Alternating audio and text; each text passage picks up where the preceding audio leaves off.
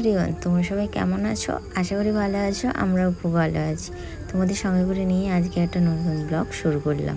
সকাল সকাল কাজকর্মগুলো সেরে নিয়ে চলে এলাম টিফিন বানাতে। তো এখানে ডিমটা ভেজে নিচ্ছি আর ওদিকে তো পেঁয়াজটা কেটেই নিলাম। আজকে বানাচ্ছি এগ চাউমিন। শুধু ডিম দিয়েই বানানো হচ্ছে, কোনো সবজি দিচ্ছি না। ডিম আর একটু মশলা আর একটু সস দিয়ে বানিয়ে ফেলবো আজকে। তো দেখো, দেখতে দেখতে আমি তো চাউমিনটা বানিয়েও ফেলেছি। ওই যে তোমাদের দাদাভাই টিফিন খেতে বাড়ি চলে বসে। তো বানানো কমপ্লিট। ঠাকুমাকে একে দিয়ে দিচ্ছি। দেখেইছো আগের ব্লগে ঠাকুমা এসেছে আমাদের বাড়িতে। আর এদিকে সোনাইকেও দিয়ে দিলাম। আর এদিকে তোমার দাদাভাইকে একটু ভাত দিয়ে দিলাম, জল দেওয়া ভাত ছিল। তো আমিও নিয়ে বসে পড়লাম। খেয়ে দিয়ে তোমার দাদাভাই চলে গেছে কাজের সাইডে, আর আমিও বসে পড়লাম কাজে। তো একটু কাজ টাজ করে নেব, কাজটা সেরে নিয়ে তারপরে রান্না করতে যাব। তো চলো ঝটপট করে তাহলে কাজটা করে নিই। কাজটা সেরে রেখে চলে এসেছি এদিকে ভাত বসানোর জন্য। এদিকে হাঁড়িতে একটু লেপ দিয়ে দিচ্ছি ছাই দিয়ে, যাতে কালিটা কম পড়ে। তো এদিকে চালটা ধুয়ে বসিয়ে দেবো। আজকে উনুনে ভাতটা বসিয়ে দিচ্ছি, বাদ বাকি রান্না গ্যাসে করে নেবো। তো ওদিকে ভাতটা বসিয়ে দিয়ে চলে এসেছি। এদিকে সবজিটা ঝটপট করে তখন কেটে নেব। দেখো আজকে ঢ্যাঁড়স কেটে নিচ্ছি। আজকে হচ্ছে ঢ্যাঁড়সের চচ্চড়ি, তার জন্য ঢ্যাঁড়স কেটে নিচ্ছি। আরও সবজিগুলো কেটে নেবো। আর এদিকে মাছ এনেছে বাজার থেকে, নুন হলুদ মাখিয়ে রেখে দিয়েছি। আর এদিকে মশলা করে নিচ্ছি, নিয়ে ওদিকে রেখে দিয়ে তারপরে রান্নাটা বসিয়ে ফেলবো। তখন মশলা বাটার কোনো ঝামেলা থাকবে না রান্না করতে করতে। তাই আগে মশলাটা করে নিলাম। মশলাটা করে নিয়ে তারপর রান্নায় বসবো। দেখো মাছ ভাজা চাপিয়ে দিয়েছি, মাছ ভাজাটা হয়েও গেছে। তারপর মাছ ভাজা নামিয়ে তারপর ঢ্যাঁড়স ভেজে নিচ্ছি।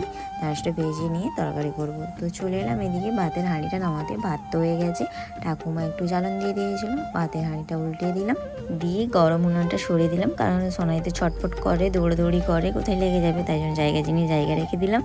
দিয়ে চলে এলাম, কিছু জামা কাপড় ছিল ভেজানোর জন্য। তো ভিজিয়ে দিচ্ছি জামা কাপড়টা, দিয়ে চান টান করে একদম ফ্রেশ হয়ে চলে এলাম। তো দুপুরে লাঞ্চ করতে আজকে দুপুরে মেনুতে ছিল মাছের তেল ঝাল, ভেন্ডির চচ্চড়ি আর পুঁই শাকের চচ্চড়ি, আলু ভাতে। খাওয়া দাওয়া করে একটা টানা ঘুম দিয়ে দেখতে পাচ্ছ সবাই রেডি হয়ে নিচ্ছি। যাবো আজকে বাবার বাড়িতে ঠাকুমাকে দিতে। তো চলো সবাই রেডি হয়ে নিয়েছি।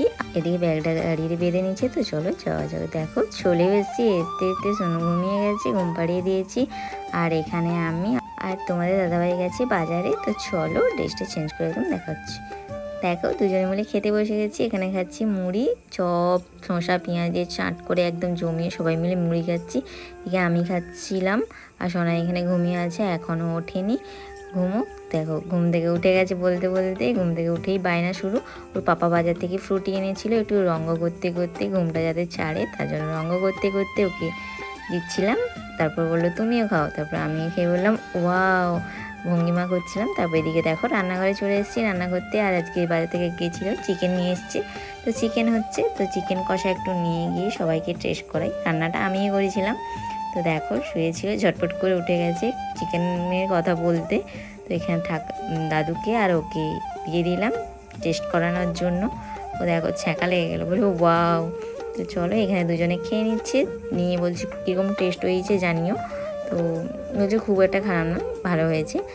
চলো সোনাই এখানে ফোন দেখছে, ফ্রুটি খাচ্ছে, আর এখানে টিভি দেখছে সবাই। ঠাকুমাও বসে আছে। রাতে খাওয়া দাওয়া করে ঘুমিয়ে পড়বো। তো চলো ভিডিওটা এই পর্যন্তই, দেখাবে নেক্সট ব্লগে।